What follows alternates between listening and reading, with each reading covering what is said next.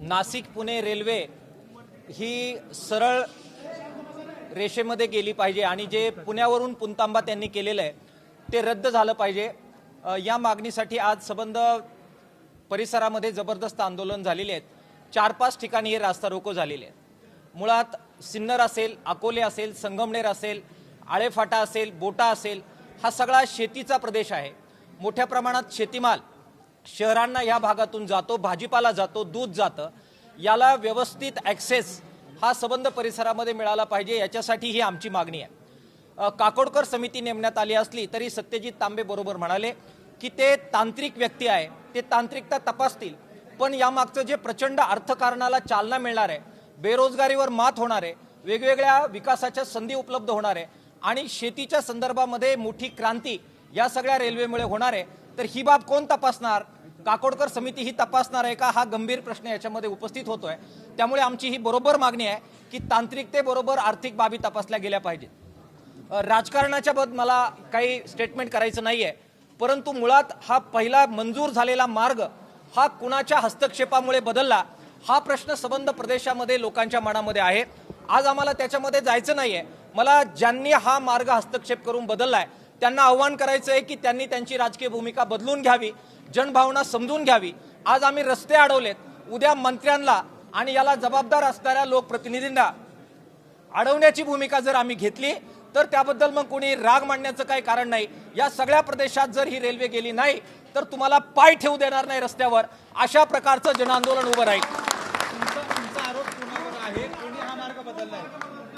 हे बघा, सत्ताधारी जे कोणी आहेत ते वारंवार आम्हाला येऊन सांगतायत की आमचा याच्यामध्ये रस्ता बदलण्यामध्ये काहीच हस्तक्षेप नाहीये। मग पाकिस्तानचे लोक येऊन रस्ता बदलताय का? ज्या लोक सत्तेमध्ये आहेत त्यांची ही जबाबदारी आहे की त्यांनी हे स्पष्ट केलं पाहिजे की हा रस्ता कोणी बदलला।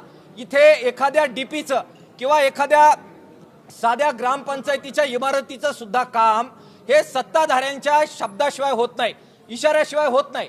हा प्रचंड मार्ग बदलायचा आहे। 500 कोटी वाटून झालेले आहेत। आमच्या हजारो लेकरा बाळांच्या जिंदगीचा आणि पिढ्यांचा प्रश्न आहे आणि तुम्ही रात्रीतून डिक्लेअर करता की रस्ता बदलला। हे असं होत नसतंय। याच्या मागे संबंधपणाने विचार विनिमय केल्याशिवाय, राज्य सरकारशी बोलल्याशिवाय, इथल्या वेगवेगळ्या पालकमंत्र्यांशी बोलल्याशिवाय हा निर्णय होत नाही ना।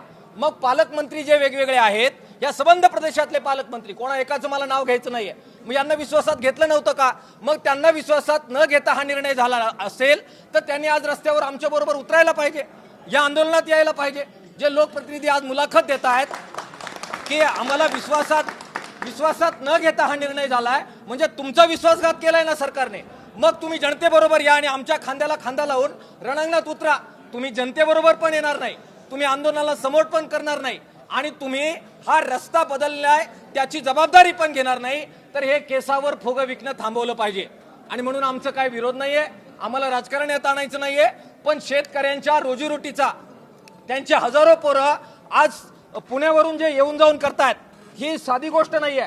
हे प्रचंड त्यांचा तळतळाट या सगळ्या मुलांचा सहन करावा लागतोय आणि म्हणून राजकारण कृपा करून थांबवा, आमच्याकडून ते होणार नाही। आणि तुम्ही सुद्धा रणांगणात उतरा, तुम्ही रस्ता रोकोत या, तुम्ही आंदोलनामध्ये या आणि तुम्ही आमच्या बरोबर मुख्यमंत्र्यांकडे चला। ज्यावेळी आमचं शिष्टमंडळ हे जाऊन ज्यावेळी याला भेटलं, कृषी मंत्र्यांना, रेल्वे मंत्र्यांना भेटलं, त्यावेळी त्यांनी अचूक संदेश दिला। ते म्हणाले की तुम्ही मुख्यमंत्री साहेबांना भेटा। मुख्यमंत्री साहेबांना आम्ही भेटलो, लॉंग मार्चच्या वेळी आमचं सगळं शिष्टमंडळ गेलं होतं। त्यावेळी मुख्यमंत्री साहेब म्हणाले की याच्यावर आता निर्णय झालेला आहे, फार काही करता येणार नाही। सत्यजित तांबेंचं मी अभिनंदन करतो, त्यांनी सभागृहामध्ये याच्यावर अनेक वेळा आवाज उठवलेला आहे। त्यामुळे मुख्यमंत्री साहेबांना मला विनंती करायची आहे, आम्ही राजकारण करणारच नाही आहोत। तुमचीच लेकरं आहेत, तुम्ही पालक आहात राज्याचे, तुम्ही बोला आमच्या बरोबर, प्रतिनिधींबरोबर बोला, लोकप्रतिनिधी बरोबर बोला। आमच्या बरोबर बोलायला तुम्हाला वाईट वाटत असेल तर तुम्हाला ज्यांनी समर्थन दिलंय ते अनेक खासदार तुम्ही आता तुमच्याकडे घेऊन गेलेत, अनेक आमदार तुमचे या प्रदेशातले आहेत, त्यांच्याशी तरी बोला आणि निर्णय करा। इतकी साधी गोष्ट आम्ही मागतोय।